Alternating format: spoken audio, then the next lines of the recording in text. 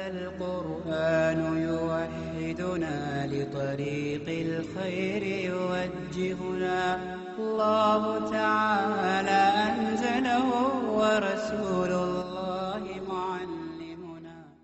الحمد لله رب العالمين والصلاة والسلام على رسوله محمد وعلى آله وأصحابه أجمعين أما بعد فأعوذ بالله السميع العليم من الشيطان الرجيم بسم الله الرحمن الرحيم وهو الذي اور وہی ہے الذي جس نے انشأ پیدا کیے جنات باغات معروشات چھتریوں پر چڑھائے ہوئے وغیر معروشات اور بغیر چھتریوں پر چڑھائے ہوئے. یہ چھتریاں کیا ہیں؟ چھتے جانتے ہیں نا، یہ بیلیں جب اگتی ہیں تو ان کو کسی جگہ پر ایسے دیواروں پر درختوں پر یا پرانے زمانے میں یا آج کل بھی بعض دیہاتوں میں ان بیلوں کو نیچے کو لکڑیاں لگا کے اوپر کپڑا بچھا کے یا اوپر کانٹے بچھا کے ان میں چھوڑ دیتے ہیں، وہ یوں پھیلتی رہتی ہے. تو یہ ہے معروشات وغیرہ معروشات. کچھ ہوتی ہیں جو چھتریوں پر ہوتی ہیں یہ بیلیں، اور کچھ ہوتی ہیں جو دیواروں پر ہوتی ہیں. یہی اللہ ہی ہے جو سارے اس قسم کے باغات پیدا کرتا جاتا ہے، اور انگوروں کی بیلیں، کدو کی بیلیں، تربوز کی بیلیں، یہ آپ دیکھ لیں کس طرح پھیلی ہوتی ہیں. والنخل جو کچھ اوپر ہوتی ہیں کچھ زمین پہ ہوتی ہیں. غیر معروشات کا مطلب یہ بھی ہے کچھ زمین پہ ہوتی ہیں، یہی بیلیں زمین میں پھیلتی جاتی ہیں. والنخل والزرع اور کھجور کے درخت، والزرع اور کھیتی، یہ سب مختلفاً ایک دوسرے سے مختلف ہیں. ہر کھیتی کو دیکھیں وہ دوسرے سے مختلف ہے. گندم کا جو پودا ہے وہ گھاس کے پودے سے مختلف ہے. گندم کا پودا گنے کے پودے سے مختلف ہے. گندم کا پودا ساگ کے پودے سے یا اور بہت سی چیزیں ہیں ان پودوں سے مختلف ہے. پھر اسی طرح النخل کھجور کے درخت ہیں وہ بھی ایک دوسرے سے مختلف ہیں. پھر کھجور کے درختوں کے پھل جو ہیں وہ بھی ایک دوسرے سے مختلف ہیں. اکلہ مختلفاً اکلہ مختلف ہیں ان کا کھانا، ٹیسٹ، ذائقہ، شیپ، سب چیزیں ایک دوسرے سے مختلف ہیں. والزیتون اور زیتون، والرمان اور رمان انار، متشابہاً آپس میں ملتے جلتے، وغیر متشابہ اور نہیں ملتے جلتے. یہ سب اللہ ہے جس نے پیدا کیا ہے. کلوا من ثمرہ کھاؤ اس کے پھل میں سے، اذا اثمر جب وہ پھل لائے، وآتوا حقہ اور ادا کرو حق اس کا، یوم حصادہ دن اس کے کاٹنے کے. تو یہ بتایا اللہ تعالیٰ نے قدرت میں رکھتا ہوں، سب کام میں کرتا ہوں، مگر افسوس یہ ہے کہ یہ نادان لوگ جو اپنے کھانوں پہ پابندیاں لگا دیتے ہیں، ان کو حرام قرار دیتے ہیں، کچھ جانوروں کی تقسیم کر دیتے ہیں، کھیتیوں کی تقسیم کر دیتے ہیں، ان کو اندازہ تو ہونا چاہیے کہ خالق تو میں ہوں، پیدا کرنے والا میں ہوں. میرے لیے کرتے نہیں، دوسروں کے لیے کرتے ہیں. میرے حضور صدقات نہیں دیتے، دوسروں کے لیے سب کچھ نظر و نیاز بانٹنے کے لیے تیار ہیں، جبکہ میں نے یہ کام کیے. کیا یہ خدا ان کے ایسے دعوے کر سکتے ہیں؟ پھل پک جاتے ہیں، سبزی پک جاتی ہے تو اللہ فرماتے ہیں کلو، اب ان کو کھا لیا کرو، ضائع نہ کرو. سمجھ آئیے نا؟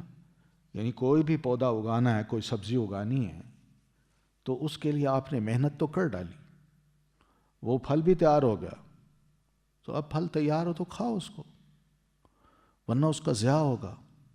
اور یہ درست بات نہیں ہے کہ آپ گھر میں ایک کھیتی لگا دیں، وہاں چیزیں اگائیں اور لاپرواہی کریں اور وہ ضائع ہو جائیں، گل سڑ جائیں. نہ، کلو، کھاؤ ان کو. خود نہیں کھا سکتے تو ہمسائے کو بھیج دو، رشتہ داروں کو بھیج دو.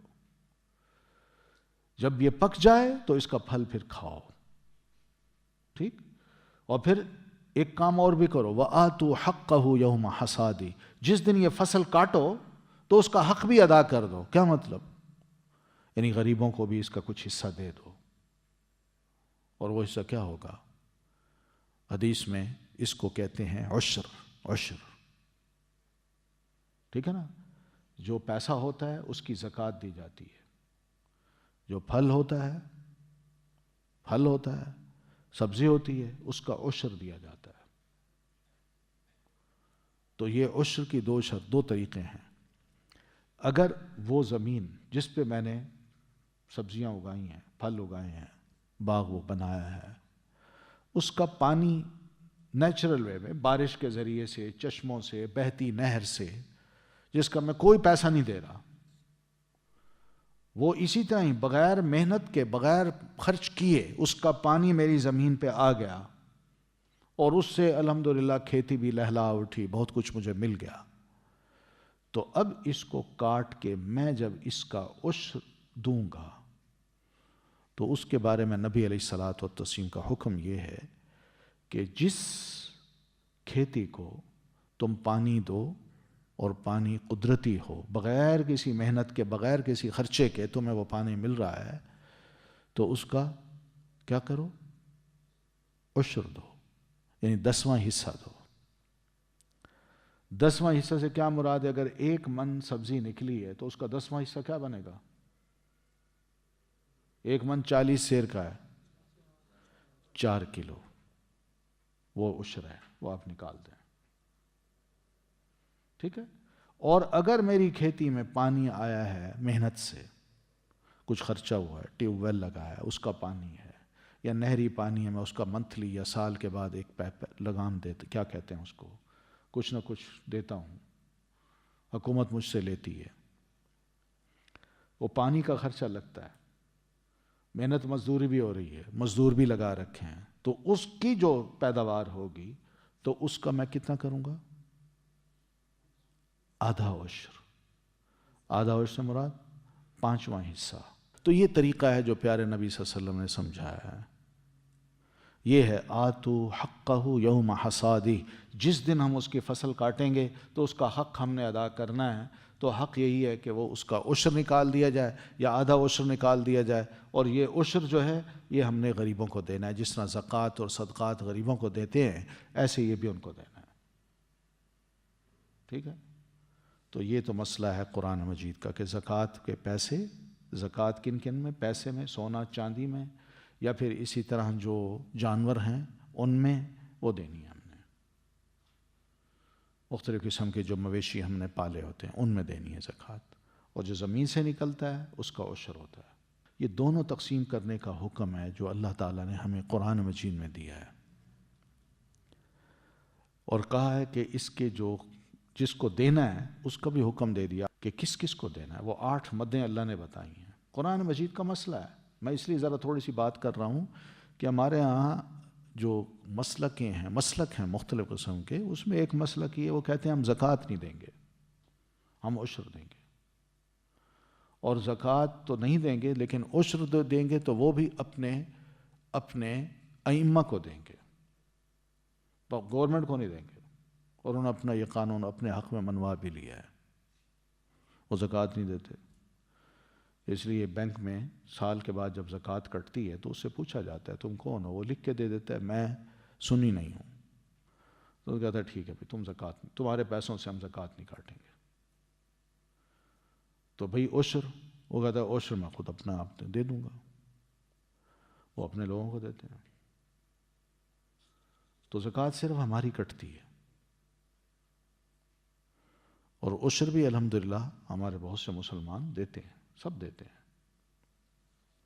تو اس پہ بڑا زور ہے۔ وَآتُوا حَقَّهُ يَوْمَ حَصَادِهِ وَلَا تُسْرِفُوا، اور ہاں نہ اسراف کرنا، زیادتی نہ کرنا۔ اسراف کا مطلب جو لمیٹڈ، جو چیز ضرورت کی ہے بس اتنا استعمال کرو، نہ اس سے کمی کرو نہ بڑھاؤ، یعنی جو حق تم نے دینا ہے وہ اگر 4 کلو کا بنتا ہے اور تمہارے پاس 1 من پوری خوراک ہے اور 4 کلو اس کا حق بنتا ہے وہ تم دے رہے ہو، تو یوں نہ کرو کہ آدھا اٹھا کے اس کو دے دو کہ 20 کلو لے جاؤ، کیا یاد کرو گے؟ اور پھر بعد میں 4 دن کے بعد تم کو میرے پاس تو کچھ نہیں، وہ 20 کلو ہم ختم کر بیٹھے، اب کچھ نہیں۔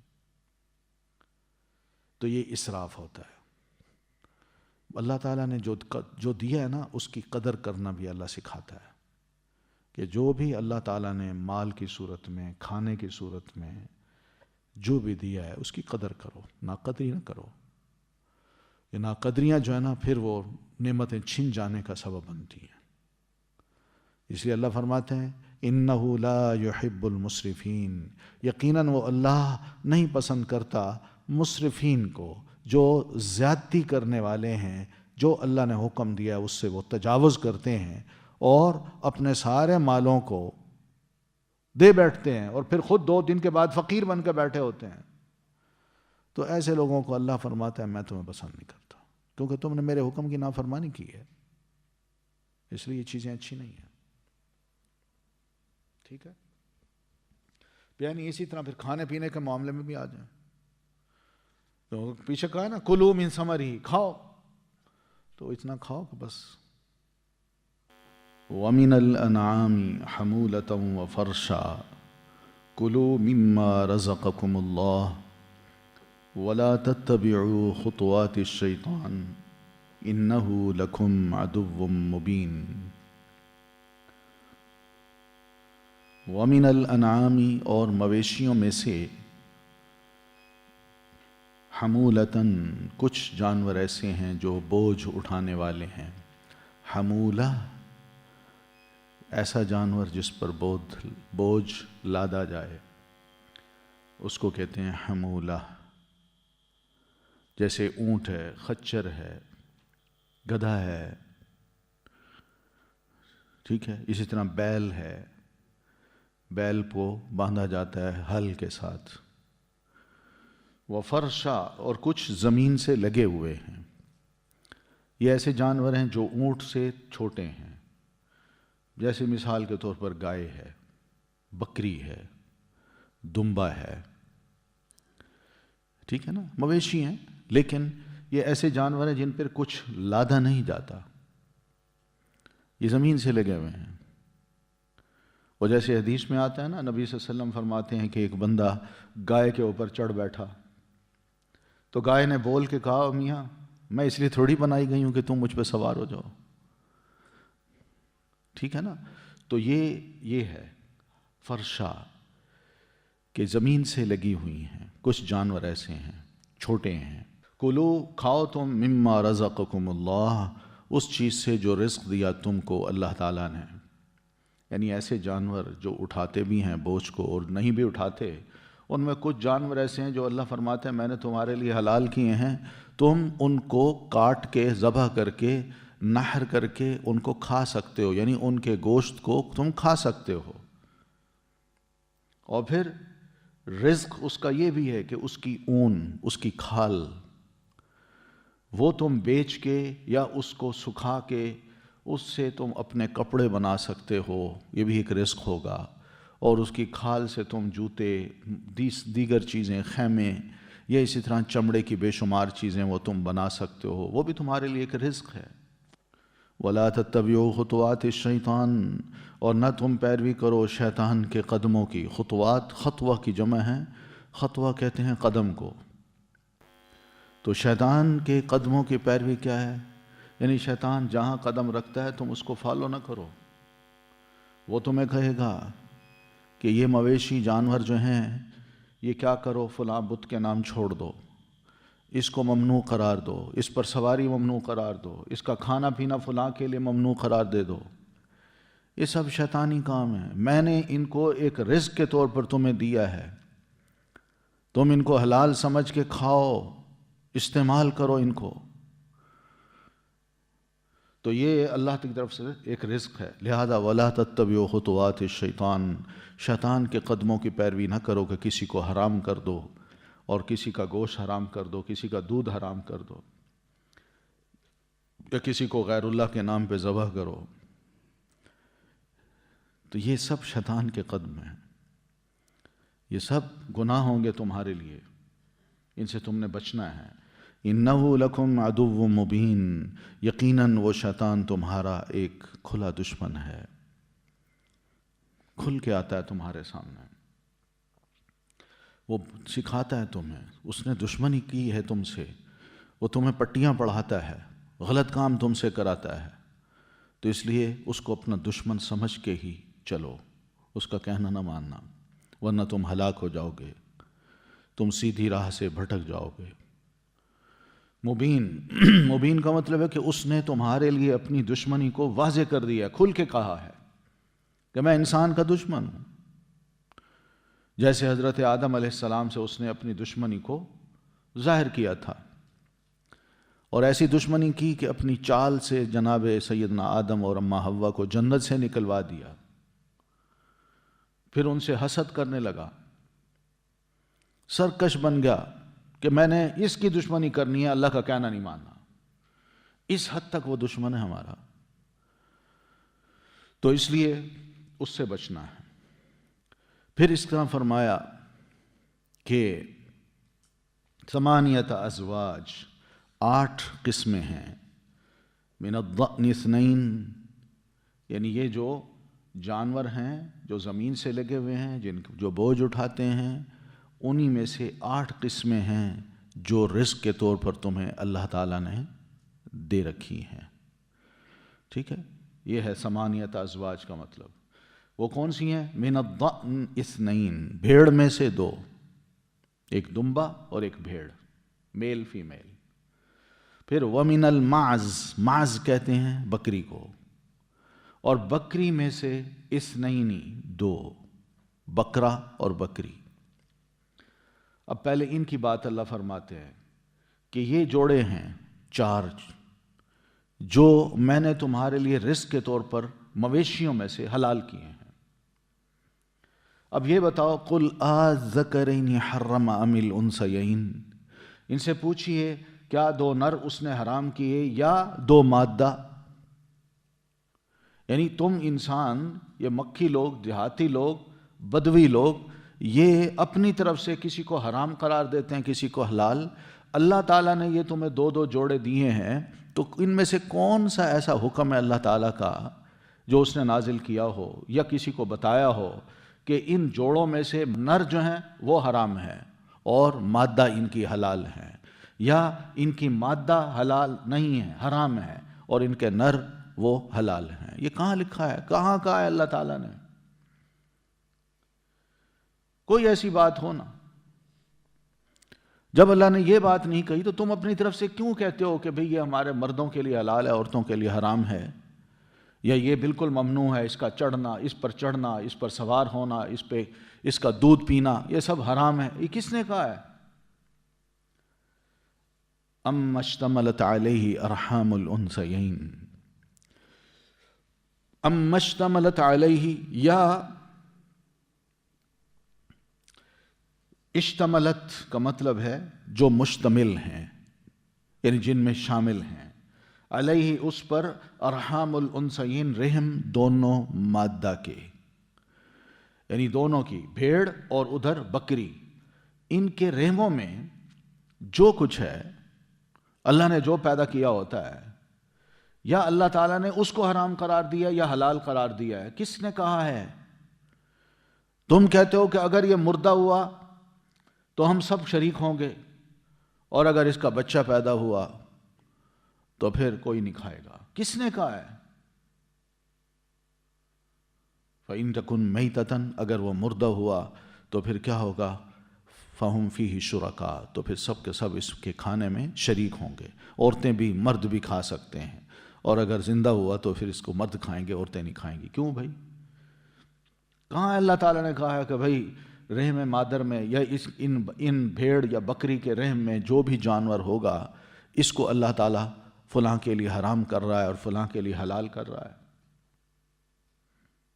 نبئونی بعلم، بتاؤ مجھے علم کے ساتھ، ان کنتم صادقین، اگر ہو تم سچے،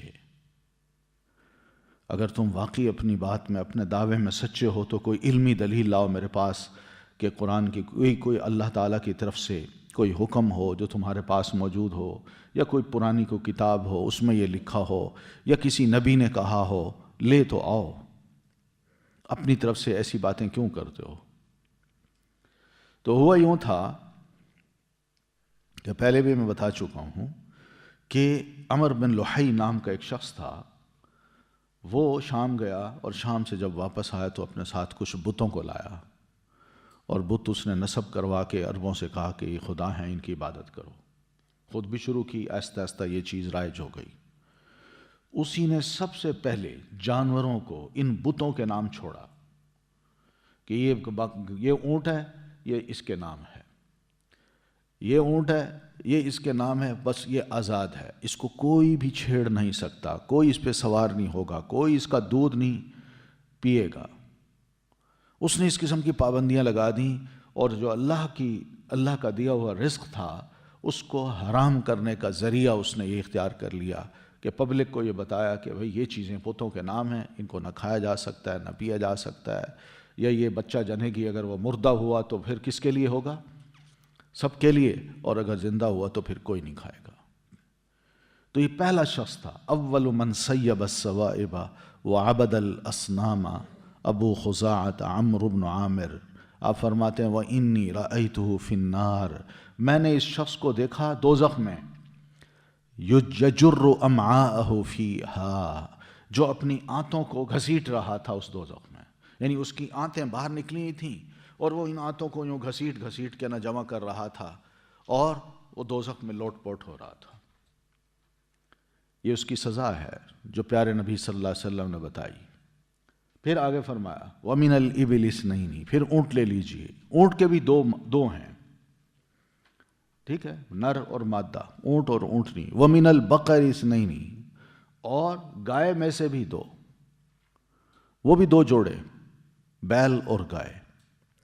اب سوال یہ ہے کہ تم ان پر پابندیاں لگاتے ہو، کسی کو حرام قرار دیتے ہو، کسی کو حلال قرار دیتے ہو، ہیں؟ بتائیے، قل کہہ دیجئے، بتاؤ مجھے، آذکرینی حرم ام الانثیین، کیا دو نر اس نے حرام کیے یا دو مادہ؟ کہاں لکھا ہے؟ کہاں لکھا ہے یہ؟ کس نے کہا ہے؟ ام اشتملت علیہ ارحام الانثیین، یا جو مشتمل ہیں جس پر دونوں مادہ کے، یعنی دونوں مادہ میں اگر کوئی وہ پریگننٹ ہیں، حاملہ ہیں، تو کہاں لکھا ہے کہ ان کے رحموں کے اندر جو کچھ ہے وہ حرام ہے؟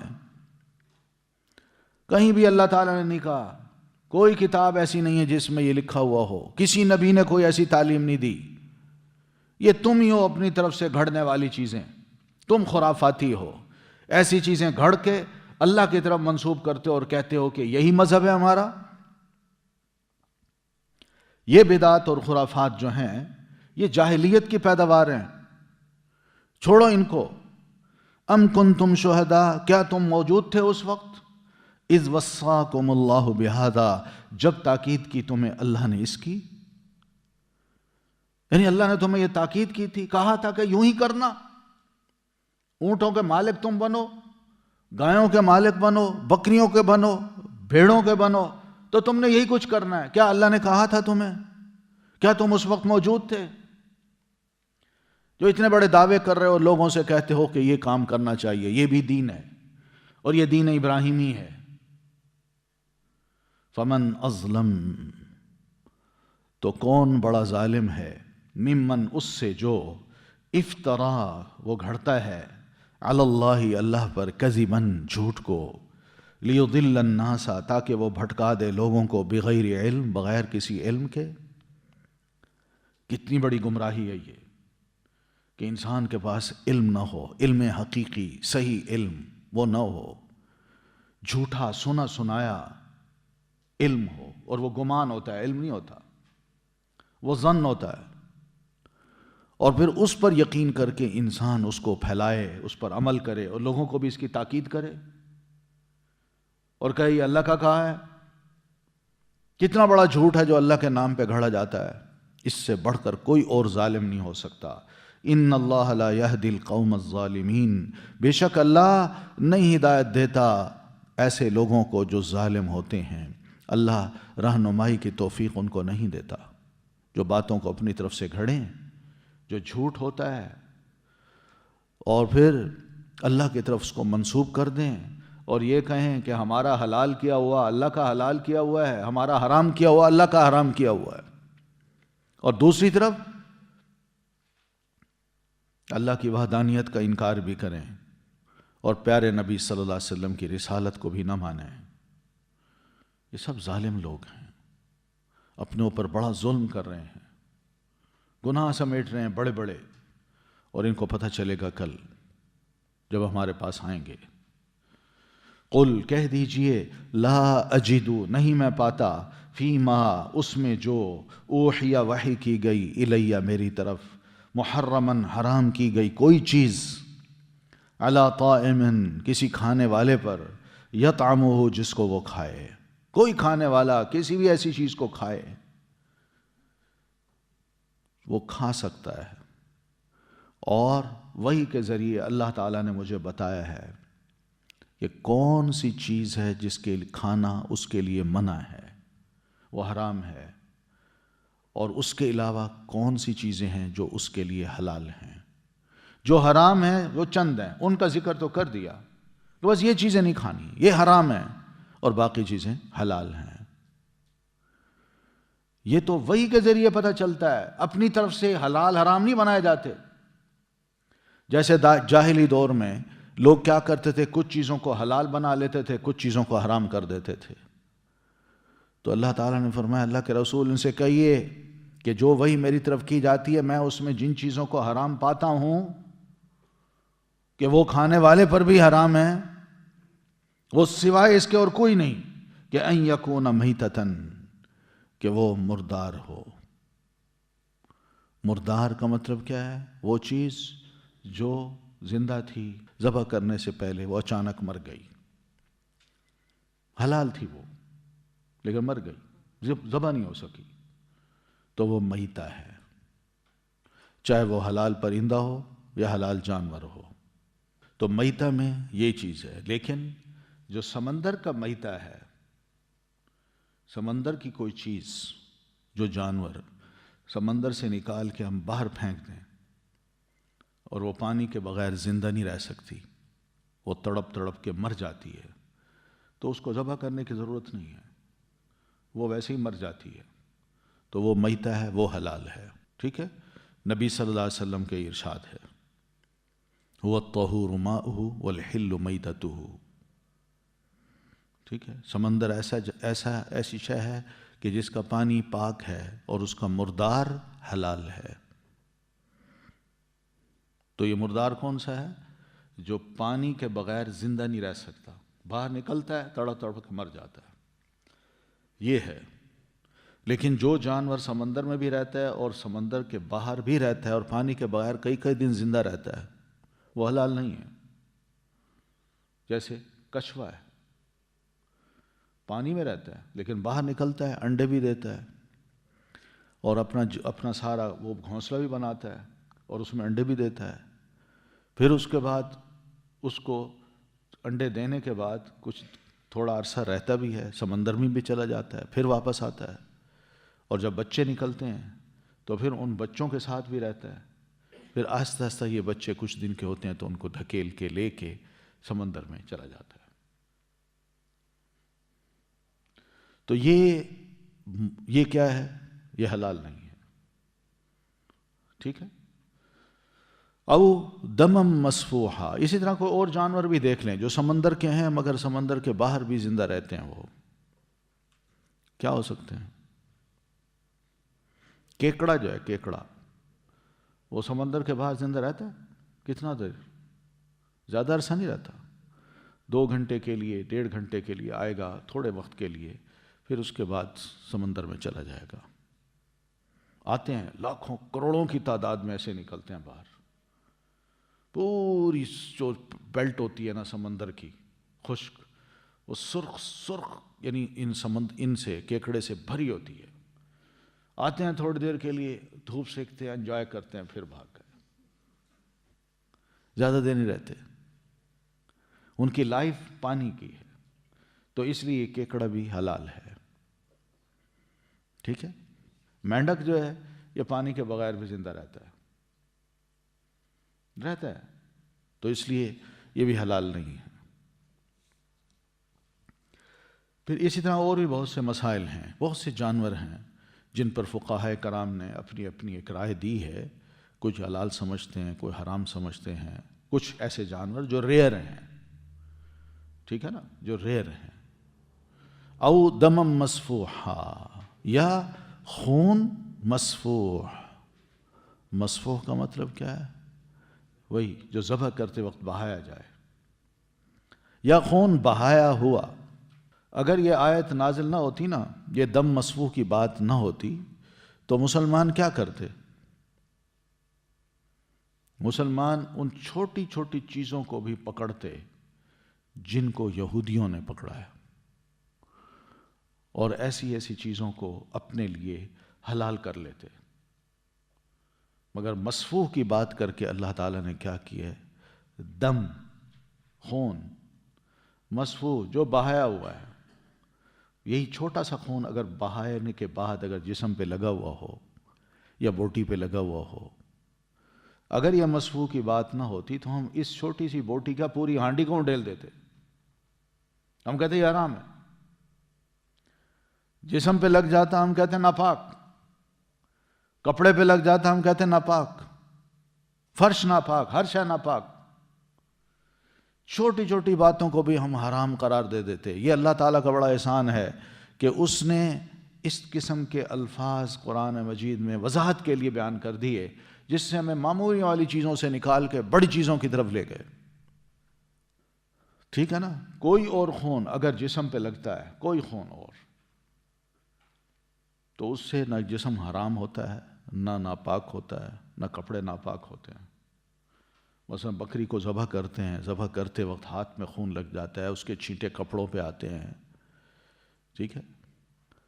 تو یہ خون جو ہے، اس خون کے بارے میں اتنا ضرور کہا جا سکتا ہے کہ یہ خون وہ ہے جو بہایا گیا تھا اور وہ اڑ کے کپڑوں پہ آیا، تو بہایا ہوا خون حرام ہوتا ہے۔ تو لہذا بہتر یہی ہے کہ انسان کے جسم پہ ایسا خون لگ جائے تو انسان ہاتھوں کو دھو لے، اس کو ویسا نہ رکھے، اور اسی طرح کپڑے پہ لگ جائے تو احتیاطاً ان کپڑوں کو بھی دھو لے، اس جگہ کو دھو لے، اسی جگہ کو جہاں خون آیا ہے، چھینٹے لگے ہیں، ٹھیک ہے؟ لیکن میدان جنگ میں انسان جائے، وہاں لڑائی لڑے، اپنا خون زخمی حالت میں ہو اور اس کا خون اس کے کپڑوں کو بھی لگا ہوا ہے، جسم پہ بھی لگا ہوا ہے، تو وہ ناپاک نہیں ہے۔ اس میں وہ نماز بھی پڑھ سکتا ہے اور اسی طرح اللہ کا ذکر بھی کر سکتا ہے۔ تو بہرحال یہاں اللہ تعالیٰ نے کس خون سے روکا ہے؟ جو بہا ہوا خون ہو، بس اس کو کہا یہ حرام ہے، ٹھیک ہے؟ امام بخاری رحمۃ اللہ علیہ نے اپنی صحیح بخاری میں حضرت سفیان الثوری رحمۃ اللہ علیہ سے یہ حدیث روایت کی ہے کہ وہ کہتے ہیں کہ عمر کہتے ہیں کہ میں نے جابر بن زید رضی اللہ تعالیٰ عنہ سے پوچھا کہ یزعمون ان رسول اللہ صلی اللہ علیہ وسلم نہا عن حمر الاہلیتی، لوگ خیال کرتے ہیں کہ رسول اللہ صلی اللہ علیہ وسلم نے جو پالتو گدھے ہیں ان کو حرام قرار دیا ہے، آپ نے روک دیا کہ ان کو نہیں کھانا۔ فقال، تو سیدنا جابر فرمانے لگے، قد کان یقول ذاک الحکم ابن عمرو الغفاری عندنا بالبصرۃ، یہ بات ہمارے ہاں بصرہ میں حکم بن عمرو کہا کرتے تھے، ولیکن ابا ذالک البحر ابن عباس، مگر اس کا انکار علم کے سمندر ابن عباس نے کیا ہے، وہ کہتے نہیں، اور دلیل یہ دی کہ قل لا اجد فیما اوحی الی، کہ میں تو صرف وحی کے ذریعے جن چیزوں کو حرام پاتا ہوں وہ یہ ہے۔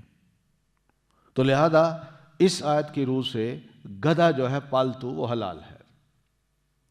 یہ صحیح بخاری میں حضرت ابن عباس کا ایک ویو دیا گیا ہے کہ انہوں نے یہ فرمایا، لیکن یہ سب باتیں ہم سب کو پتہ ہیں کہ بہت سی احادیث ہیں جس میں نبی صلی اللہ علیہ وسلم نے پالتو گدھے کو حرام قرار دیا ہے۔ صحیح بخاری میں یہی حدیث ہے، سلمہ بن اکوع رضی اللہ تعالیٰ عنہ یہ فرماتے ہیں کہ نبی صلی اللہ علیہ وسلم نے خیبر کے موقع پر، جہاں صحابہ اکٹھے تھے خیبر کی فتح کے دن، تو شام کا وقت ہوا تو اللہ کے رسول صلی اللہ علیہ وسلم نے دیکھا کہ مختلف جگہوں پہ آگ جلی ہوئی ہے،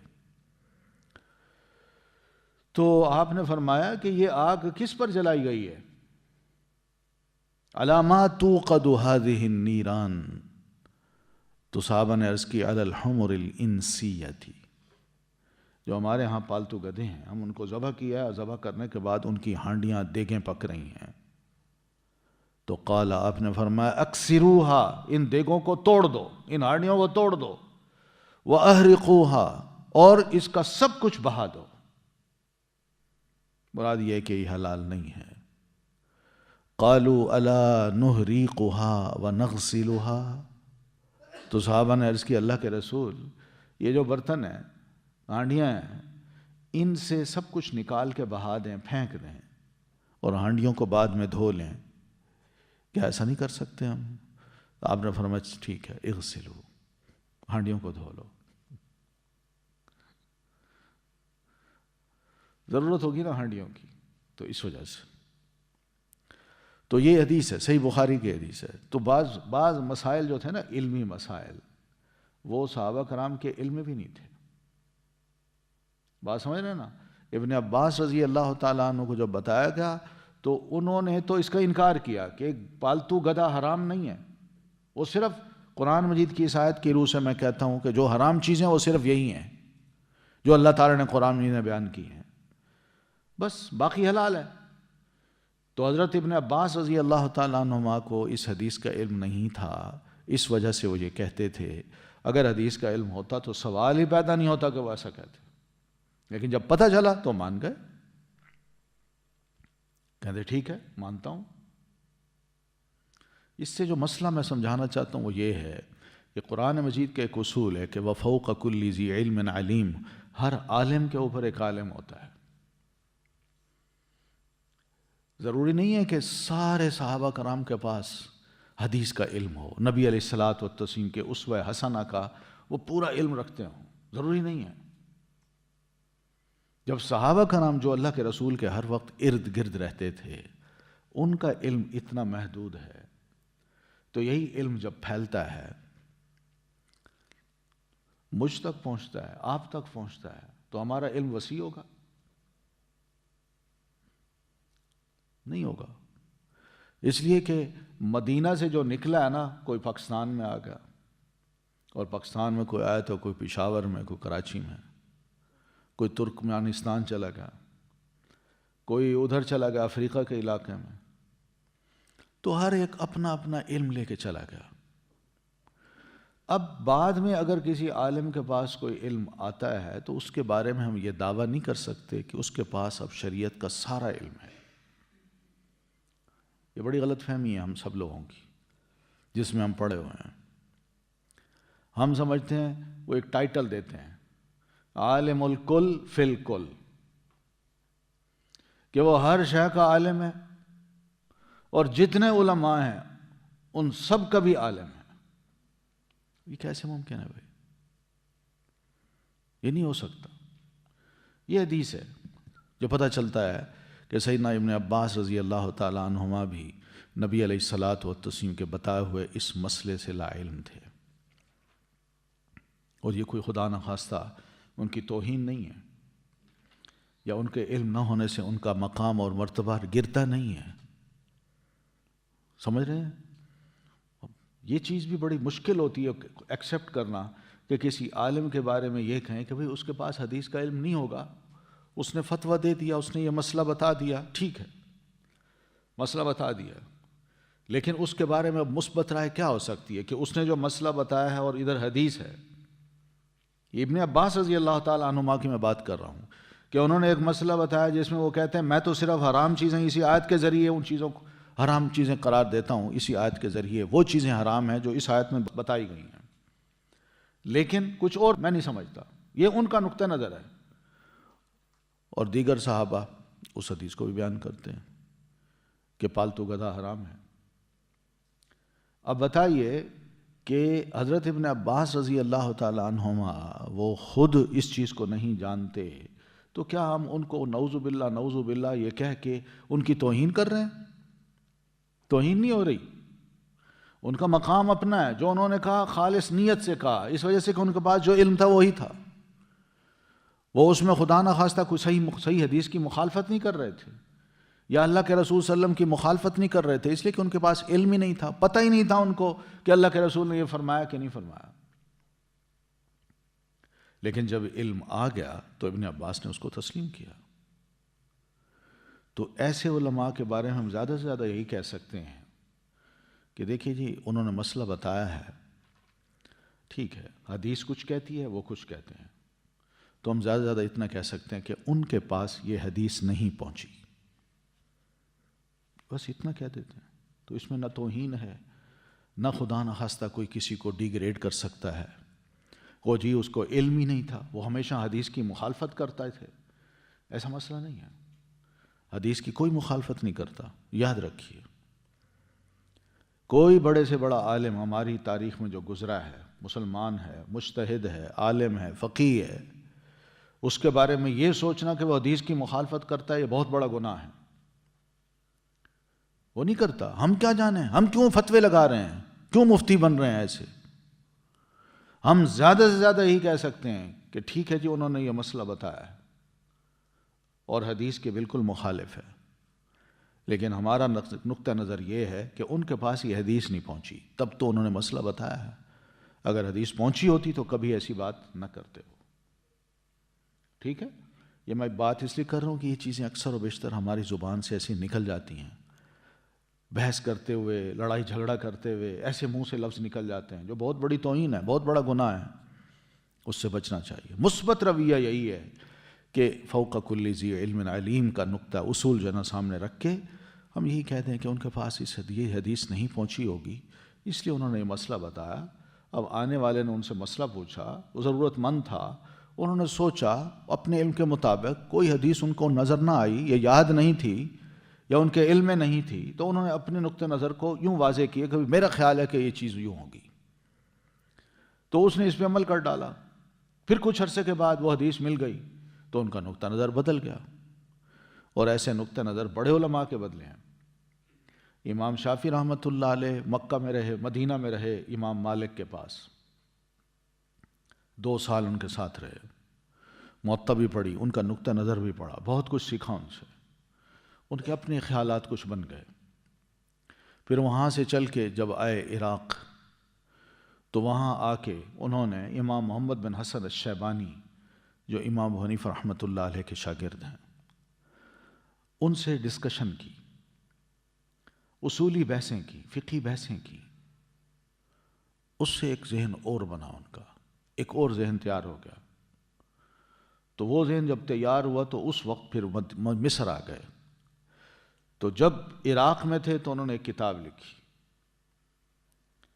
اور اس کتاب میں اپنے اصول بیان کیے، لیکن جب پہنچے مصر تو مصر پہنچ کے اپنے پچھلے اصول تھے اور کتاب تھی، اس کو آپ نے ختم کروایا اور ایک نیا نقطہ نظر دیا اور کہا کہ اب میرا جدید نقطہ نظر یہ ہے، نیا نقطہ نظر یہ ہے۔ تو فقہاء ایسے کرتے تھے، انسان تھے، وہ بھی مطالعے میں لگے رہتے تھے، نئی سے نئی بحث ہوتی تھی، نئی سے نئی باتیں نکلتی تھیں، نکھرتی تھیں چیزیں، تو جو معقول بات ہوتی تھی اس کو قبول کر لیتے تھے۔ تو یہی ہمارا بھی اسلام کے بارے میں، خاص طور پر جو فقہی مسائل ہیں ان کے بارے میں ہمارا نقطہ نظر ایسا ہی ہونا چاہیے، تب جا کے نا کوئی تھوڑی سی فلیکسیبلٹی ہمیں نظر آئے گی کہ ہم بڑے فلیکسیبل لوگ ہیں، ٹالریٹ بھی کرتے ہیں، اختلاف کو برداشت بھی کرتے ہیں، اور آپس میں بڑے اچھے تعلقات بھی رکھتے ہیں۔ یہ طریقہ ہے۔ پھر آگے، او لحم خنزیر، یا میں پاتا ہوں حرام وحی کے ذریعے، کس کو؟ لحم خنزیر، خنزیر کے گوشت کو۔ فَإِنَّهُ رِجْسٌ، کیونکہ یہ خنزیر جو ہے نا یہ رجس ہے، خنزیر رجس ہے، ناپاک ہے، او فسقن، یا نافرمانی ہے، یعنی اللہ تعالیٰ نے جس کا حکم دیا ہے کہ یہ چیزیں حرام ہیں، اب میں ان کو حلال کر لوں، میں کھاؤں، تو یہ کھلی نافرمانی ہوگی، اور اس سے بڑا گناہ اور کوئی نہیں ہو سکتا۔ پھر اسی طرح اُحِلَّ لِغَيْرِ اللَّهِ بِهِ، کہ پکارا گیا واسطے غیر اللہ کے جسے، وہ بھی حرام ہے۔ ایسا گناہ کا کام جس کو انسان کرتا ہے مگر غیر اللہ کا نام اس پہ پکارتا ہے، یہ بھی ایک فسق کا کام ہے، بہت بڑا گناہ ہے، جس کو ہم کہہ سکتے ہیں یہ شرک ہے۔ ٹھیک ہے، یعنی انسان، فسق کا مطلب ویسے عربی زبان میں ہوتا ہے کہ اپنی لمٹ سے نکل جانا، اپنی حدود سے نکل جانا. اس لیے یہ جو چوہیا ہے نا، چوہیا یہ جب نکلتی ہے نا اپنے بل سے، تو بل سے نکل کے کیا کرتی ہے؟ فساد مچاتی ہے نا. کپڑوں میں گھس جائے گی، ان کو کترنا شروع کر دے گی، اور اچھی اچھی قیمتی چیزیں ہیں ان کو کاٹ کاٹ کے ٹکڑے ٹکڑے کر کے یا سوراخ کر کے بھاگ جائے گی. تو یہ اس کو عربی میں اس کو کہتے ہیں فویسقہ. فاسق سے فویسقہ یعنی فساد کرنے والی، اپنی لمٹ سے نکل کے نقصان دوسری چیزوں کو دینے والی. تو یہ فسق یہی ہوتا ہے کہ انسان، اللہ تعالیٰ نے جو بندے کے لیے جو حدود مقرر کر رکھی ہیں وہ ان سے جو ہی نکلتا ہے تو یہ فسق ہوتا ہے. تو او فسقن اہل لغیر اللہ بہ، یا وہ گناہ کا کام ہے جس پر پکارا گیا ہو زور سے. اہل ہلال سے ہے. ہلال کس کو کہتے ہیں؟ پہلی رات کے چاند کو. کیوں کہتے ہیں؟ اس لیے کہ اس کو بچے دیکھ کے شور مچاتے ہیں، چاند چاند چاند نظر آ گیا نظر آ گیا، تو وہ چیختے ہیں. تو یہ چیخنا جو ہے نا، اس کی وجہ سے اس کو کہا گیا ہلال. بچہ پیدا ہوتا ہے تو وہ بھی پیدا ہوتے ہی چیختا ہے، تو اس موقع پہ کہا جاتا ہے استحل الصبی، کہ بچہ چیخ رہا ہے. مراد یہ کہ بچہ زندہ پیدا ہوا ہے. ماں اندر ہوتی تھی، باپ باہر ہوتا تھا، تو جو ہی اس کے بچے کی چیخنے کی آواز ہے اس نے کہا استحل الصبی، بچہ ہو گیا ہے، چیخ رہا ہے، زندہ ہے الحمدللہ. چاں چاں کی آوازیں شروع ہو جاتی ہیں. تو یہ وہ کیا ہے؟ استحل الصبی، یہ وہ ہے. تو بہرحال غیر اللہ کے نام پہ کوئی شے بھی زوردار آواز کے ساتھ پکاری جائے یا نیت کے ساتھ پکاری جائے، یہ ہے اہل لغیر اللہ بہ. ٹھیک ہے نا؟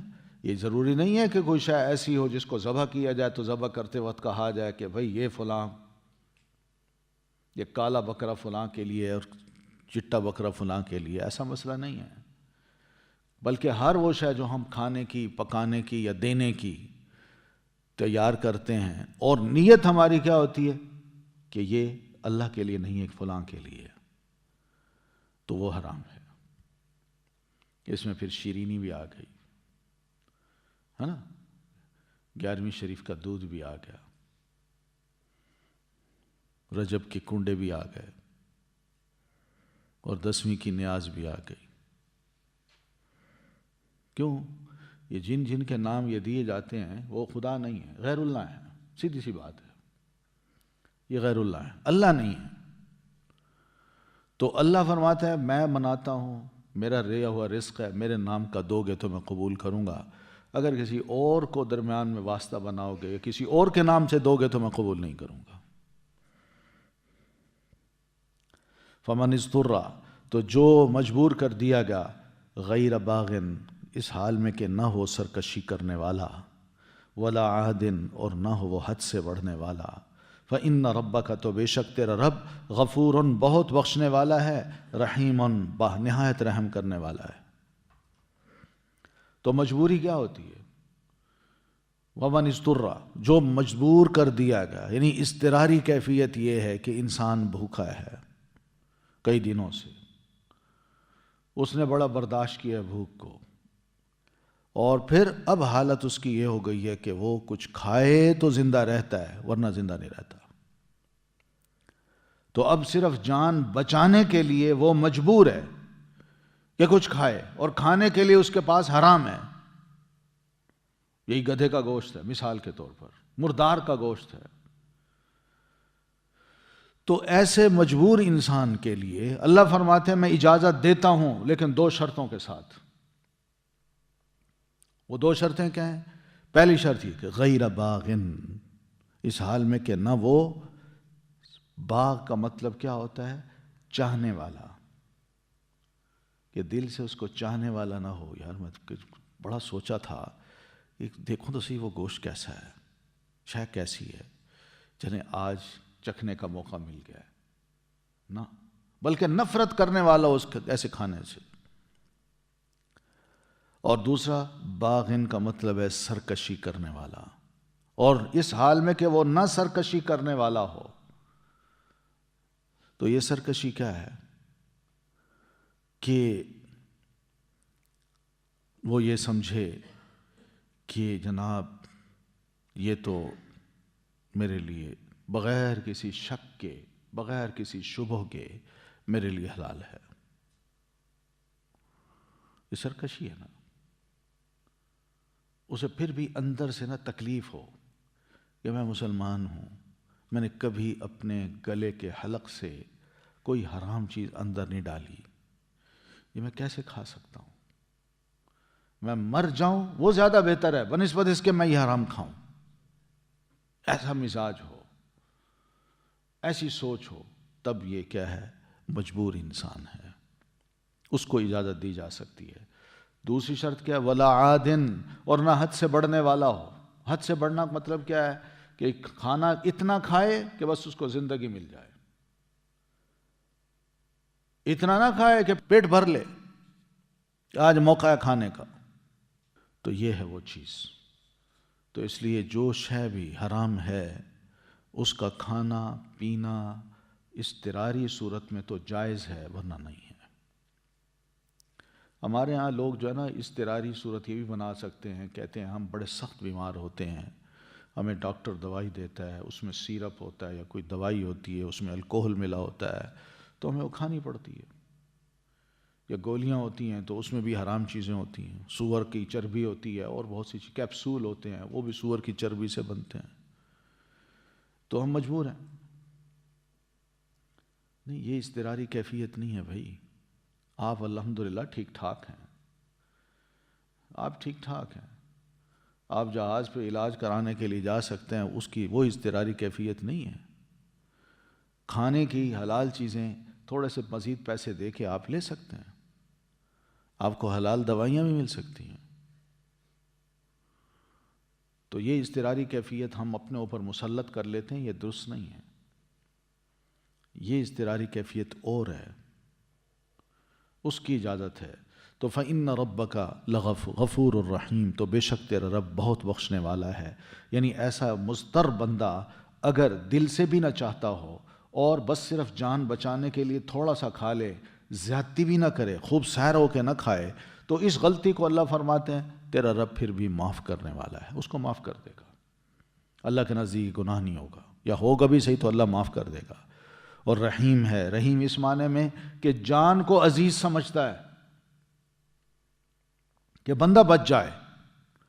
اور بندہ بچے کیسے؟ وہ اسی طرح کہ وہ بچ جائے، وہ جان وہ اللہ کو زیادہ عزیز ہے بنسبت اس کے کہ وہ یعنی مر جائے اور حرام اس کے پاس موجود ہو، اس کو حرام کہا جائے. نہیں، وقتی طور پر اللہ اس کی جان کو بچانے کے لیے حرام وقتی طور پر اس کے لیے حلال کر رہا ہے کہ تم کھا سکتے ہو بس. ٹھیک ہے. وعلی الذین، اور ان لوگوں پر جو ہادو یہودی بن گئے، حرمنا حرام کر دیا ہم نے، کل ذی ظفر ہر ناخن والا جانور، ذی ظفر ہر ناخن والا جانور.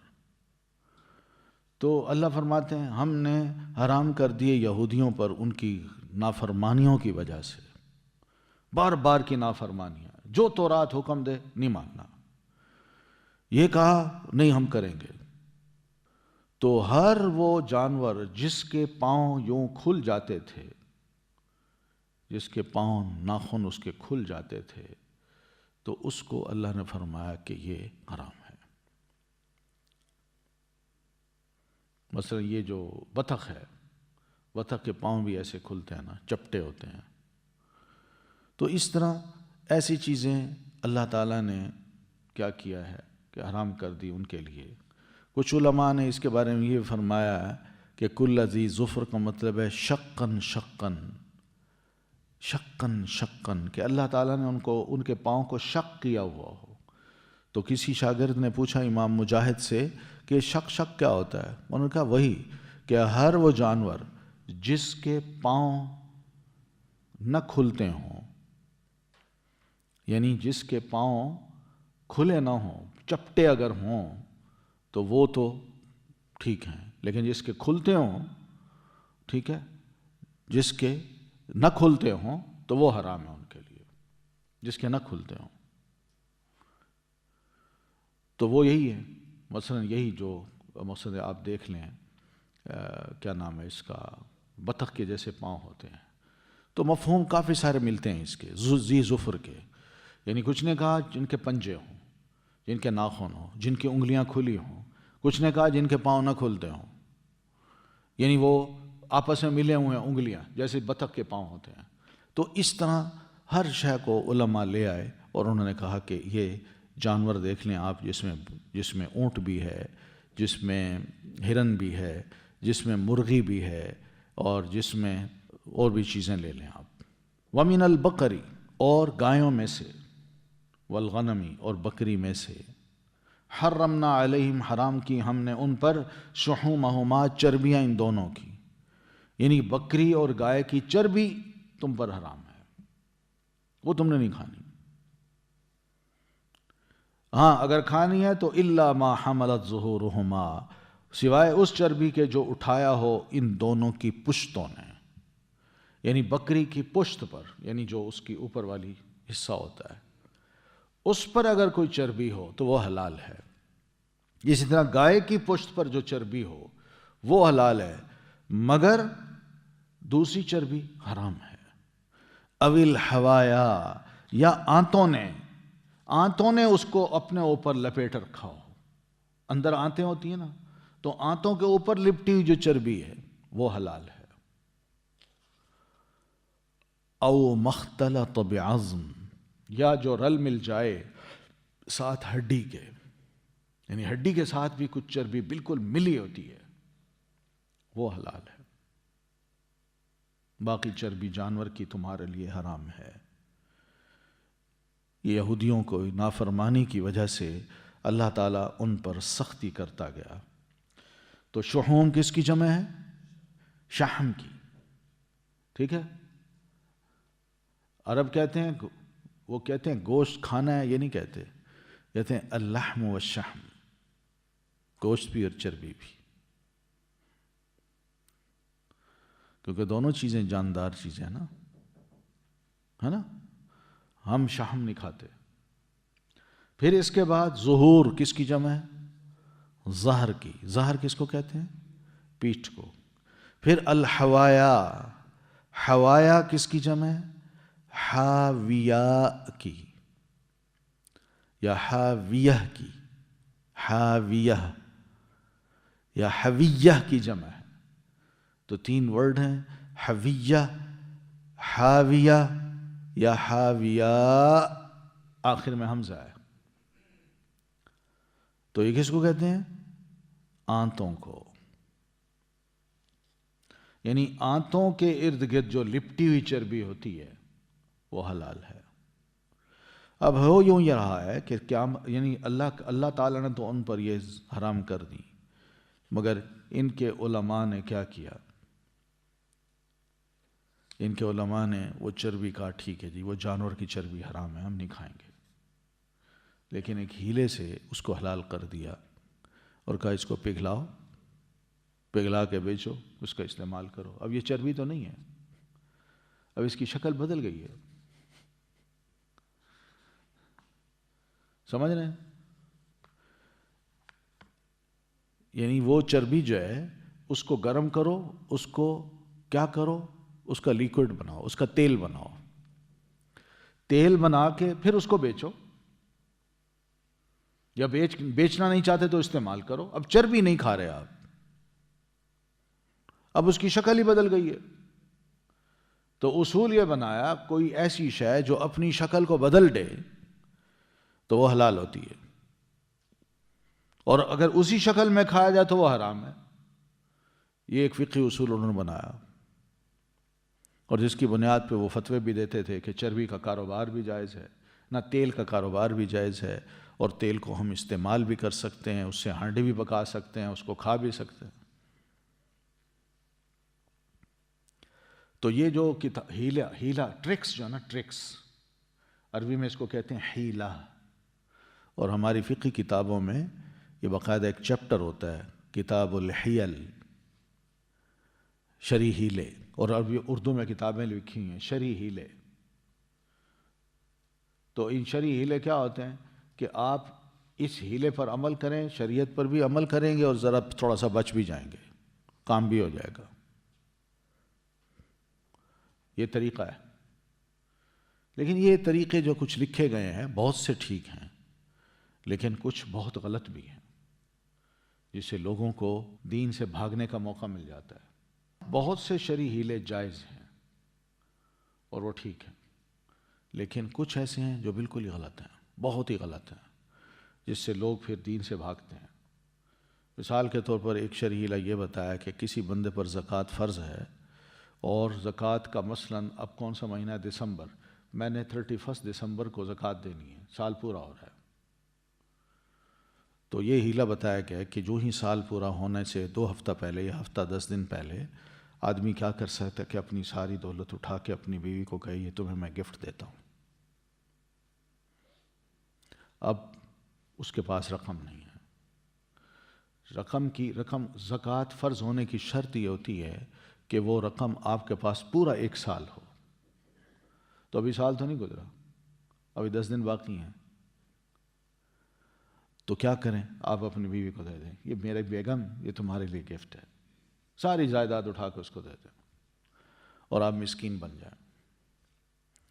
اللہ کے سامنے بھی، لوگوں کے سامنے بھی، اور بیوی کے سامنے بھی،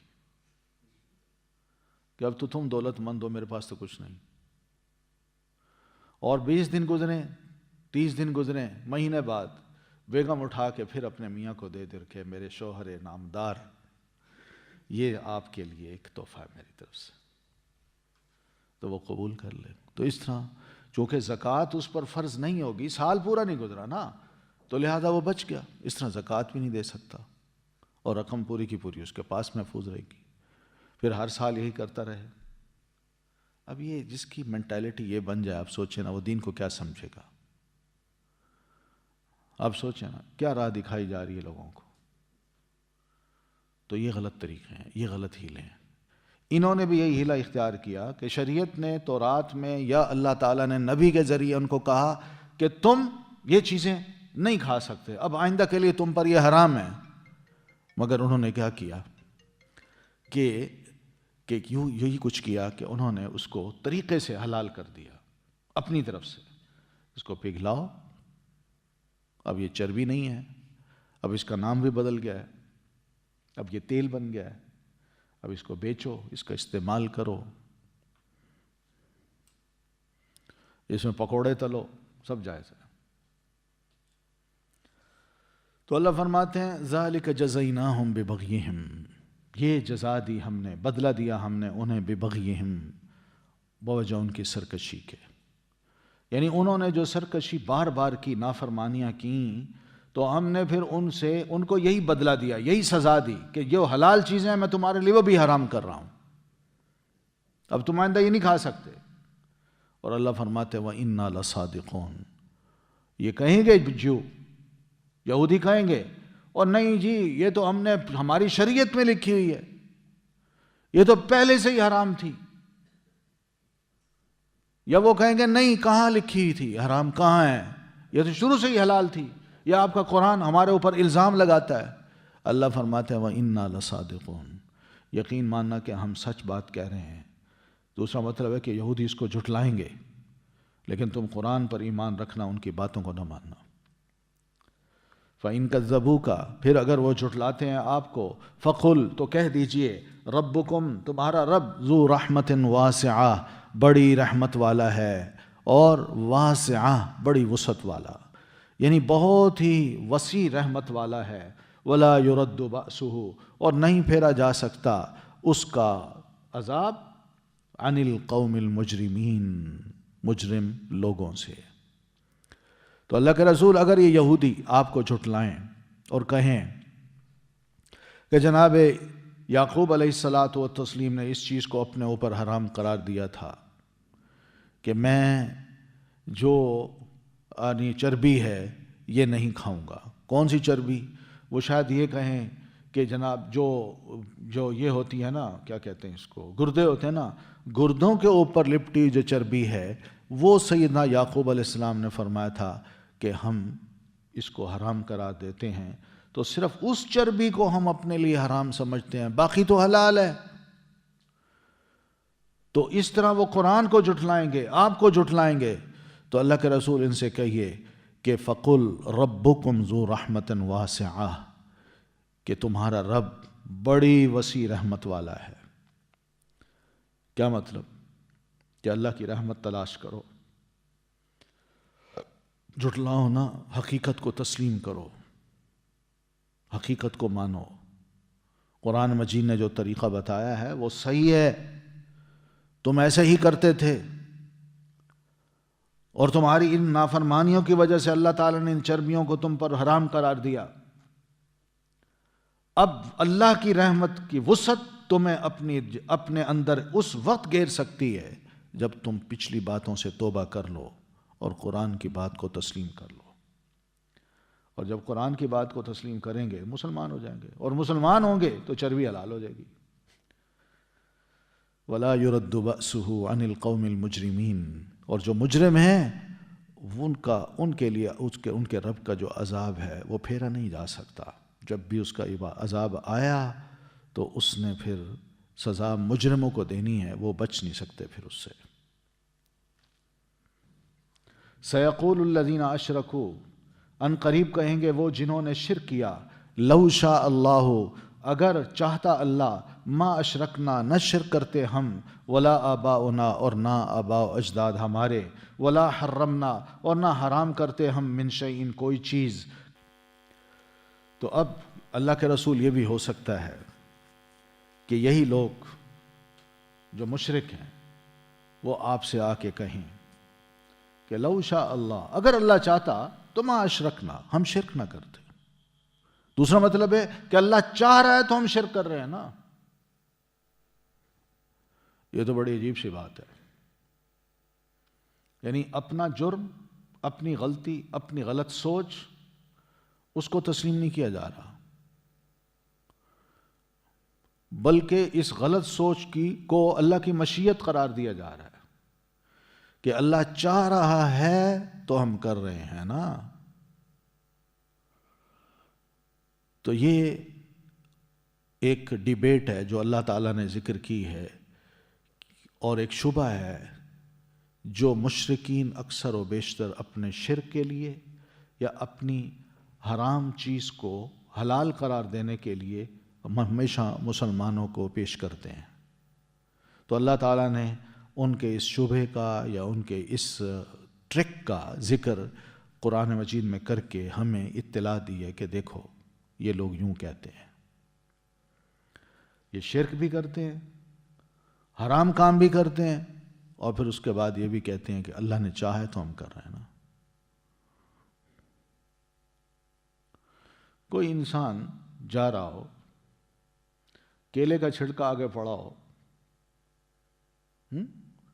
وہ اپنا پاؤں اس پہ رکھ لے، توڑوا لے اپنی ٹانگ کو، پھر کہے نا یہ لفظ، یہ تو اللہ نے چاہا ہے نا تو میری ٹانگ ٹوٹ گئی ہے۔ بھئی تم اندھے تھے، تمہیں نظر نہیں آ رہا تھا، تم نے خود جان بوجھ کے یہ کام کیا اور پھر کہتے ہو اللہ نے چاہا۔ یہ طریقے ہوتے ہیں، اللہ چاہتا ہے تو ہم شرک کرتے ہیں، اللہ چاہتا ہے تو ہمارے ماں باپ نے وہ بھی شرک کیا، اور اللہ چاہتا ہے تو ہم نے کچھ چیزوں کو اپنے اوپر حرام کر دیا۔ یہ اللہ کی مشیت، اپنی غلطی تسلیم نہیں کرنی کہ میں نے بھی اپنے دماغ کو، اپنے دل کو قائل کر لیا تھا، بہت سی باتیں گھڑی تھیں، مجھے یہ پسند آتی تھیں، میں شیطان کا چیلا بن چکا تھا، اور اس کو خوش کرنے کے لیے میں نے سارے کام کیے، مگر کبھی نہیں چاہا کہ میں یہ تو سوچوں کہ اللہ کی ان باتوں سے خوش ہوتا ہے وہ بھی کام میں کر لوں۔ اسی طرح قرآن مجید میں ایک اور مقام پہ بھی انہوں نے کہا تھا جو اللہ تعالیٰ نے ذکر کیا ہے، وَقَالُوا لَوْ شَاءَ الرَّحْمَنُ مَا عَبَدْنَاهُمْ، وہ کہا کرتے تھے مسلمانوں کو، اللہ کے رسول کو، اگر رحمان چاہتا تو ہم ان خداؤں کی کبھی عبادت نہ کرتے۔ چاہتا ہے تو عبادت کر رہے ہیں نا۔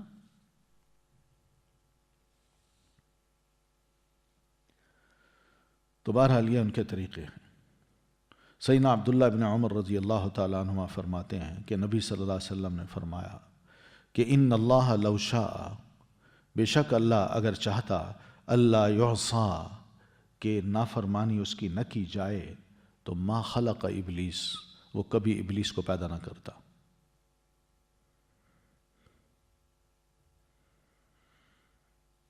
تو ابلیس کو پیدا کیا ہے، تو اب اللہ تعالیٰ کی اب مشیت کچھ اور ہے، وہ یہی ہے کہ وہ چاہتا ہے کہ بندے آزاد ہوں اور اپنی مرضی سے میری طرف آ جائیں یا اس کی طرف چلے جائیں، بس۔ لیکن بندوں کو اللہ تعالیٰ چاہتا یہی ہے کہ اس کی نافرمانی نہ کریں۔ کذالک، اسی طرح، کذب الذین، جھٹلایا انہوں نے، جو من قبلہم، ان سے پہلے تھے، حتیٰ، یہاں تک کہ ذاقوا، انہوں نے چکھ لیا، بأسنا، عذاب ہمارا۔ قل، کہہ دیجئے، هل عندکم من علم، کیا تمہارے پاس کوئی علم ہے؟ تو بہرحال یہ لوگ نئے نہیں ہیں، اللہ کے رسول، یہ مشرکین جو ہیں عربوں کے، یہ کوئی نئے نہیں ہیں، ان سے پہلے بھی بہت سے لوگوں نے اپنے وقت رسولوں کو یہی کہا تھا، انہوں نے بھی جھٹلایا تھا، انہوں نے بھی ایسی مثالیں دی تھیں، مگر کیا یہ مثالیں یا یہ باتیں ان کے کام آ سکیں، ان کو فائدہ ہوا؟ کیوں؟ اس لیے کہ وہ کوئی دل سے تھوڑی یہ باتیں کر رہے ہوتے تھے، بلکہ وہ مذاق اڑا رہے ہوتے تھے اللہ کا، اللہ کے رسول کا، وحی کا، کتاب کی تعلیمات کا۔ ٹھیک ہے نا؟ تو ایسے لوگوں نے کیا کیا کہ اللہ تعالیٰ کی مشیت کو اپنے لیے ایک حجت بنا لیا اور غلط کام پہ ڈٹ گئے، اور یہ چیز تو غلط ہے، اللہ اس کو کبھی پسند نہیں کرتا، نہ دین اس کو چاہتا ہے کہ بندہ اپنے غلط کام کو اللہ کے لیے ایک دلیل بنا دے۔ تو اس لیے فرمایا قل هل عندکم من علم، ان سے کہیے کیا کوئی تمہارے پاس علم ہے، کوئی خبر صحیح ہے اللہ تعالیٰ کی طرف سے جس سے وہ تم سے راضی ہو سکے؟ فَتُخْرِجُوهُ لَنَا، کہ اس کو تم نکال لو ہمارے لیے، ہمارے سامنے پیش کرو، ظاہر کرو اس کو، ہم دیکھیں، لیکن کچھ ہو تو۔ لہذا جب کچھ نہیں تو ان تتبعون الا الظن، ہم کہتے ہیں کہ تم نہیں پیروی کر رہے مگر گمان کی۔ یہاں ظن سے مراد کیا ہے؟ وہم کی، دھوکے کی، خیال کی، اور اسی طرح گھڑت کی۔ سب گھڑی چیزیں ہیں، یہ تمہارے اپنے خیال ہیں، دھوکہ ہے تمہارا اور تمہارا اپنا وہم ہے۔ وَإِنْ أَنْتُمْ إِلَّا تَخْرُصُونَ، اور نہیں ہو تم مگر اٹکل پچو باتیں کرتے، قیاس آرائیاں کرتے، تم جھوٹ بولتے ہو، تم گھڑتے ہو اور تم دعوے کرتے ہو جھوٹے۔ قل، کہہ دیجئے، فَلِلَّهِ الْحُجَّةُ الْبَالِغَةُ، پس اللہ ہی کے لیے حجت البالغہ، پہنچنے والی۔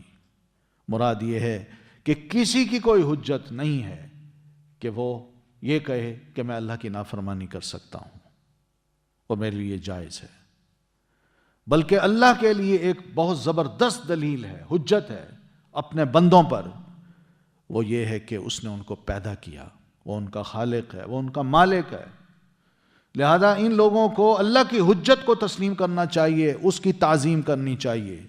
اللہ تعالیٰ نے اس حجت کے ذریعے سیدھی راہ بھی بتا دی ہے، غلط راہ کو بھی الگ کر دیا ہے، سچی راہ کو بھی بتا دیا ہے اور بھٹکی ہوئی راہوں کو بھی بتا دیا ہے۔ بندوں کے لیے اس نے اختیار چھوڑ دیا ہے کہ بندے جو چاہیں اب کریں۔ فَلَوْ شَاءَ، پس اگر چاہتا اللہ، لَهَدَاكُمْ، البتہ وہ ہدایت دے دیتا تمہیں، اجمعین، سب کے سب کو، سارے بندوں کو دین حق پہ قائم کر دیتا، وہ ہدایت پر چلتے، کبھی گمراہ نہ ہوتا کوئی، اور ان کو اپنی توحید سکھا دیتا کہ میں ہی اللہ ہوں، میری ہی عبادت کرنی ہے، کسی اور خدا کا تصور ہی نہ ہوتا، وہی اسی کی تعظیم کرتے. مگر اللہ تعالیٰ نے کیا چاہا ہے؟ یہ نہیں چاہا. اس نے یہ چاہا کہ میں لوگوں کے سامنے دونوں راستے رکھ دوں کہ یہ جنت کی طرف جاتا ہے، یہ دوزخ کی طرف جاتا ہے. تم یہاں کھڑے ہو، اب تمہاری اپنی مرضی ہے کہ جنت کے راستے پہ چلو یا دوزخ کے راستے پر چلو. یہ اللہ تعالیٰ کے اپنے فیصلے ہیں. قل کہہ دیجئے ہلما لے آؤ شہداءکم اپنے گواہوں کو، الذین وہ گواہ جو یشہدون گواہی دیتے ہیں، ان اللہ کہ بے شک اللہ نے حرم ھذا حرام کیا ہے اسے.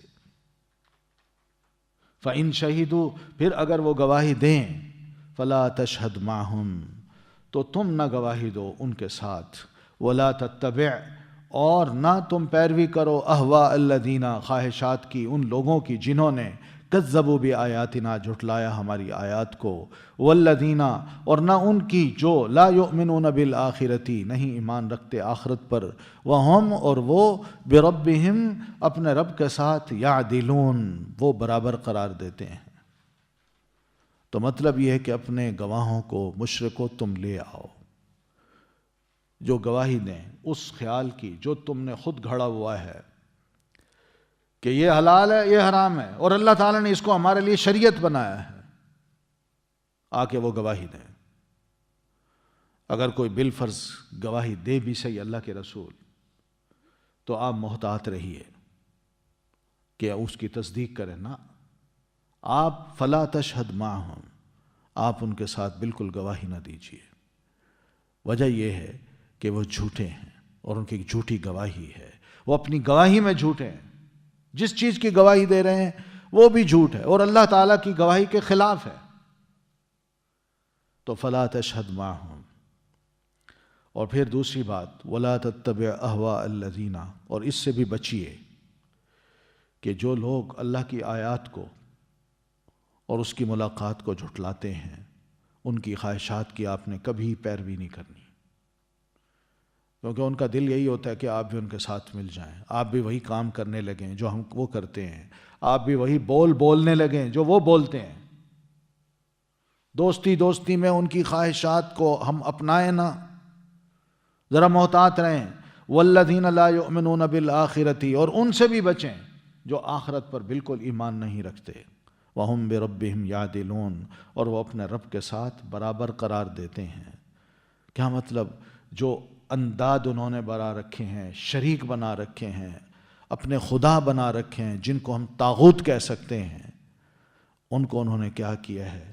اپنے رب کے برابر قرار دیا ہے. یہ ان کا اپنے اللہ کے ساتھ بہت بڑا ظلم ہے، زیادتی ہے جو انہوں نے کی ہے. ایسے لوگوں سے بھی آپ نے محتاط رہنا ہے. سبحانک اللہم و بحمدک اشہد ان لا الہ الا انت استغفرک و اتوب الیک.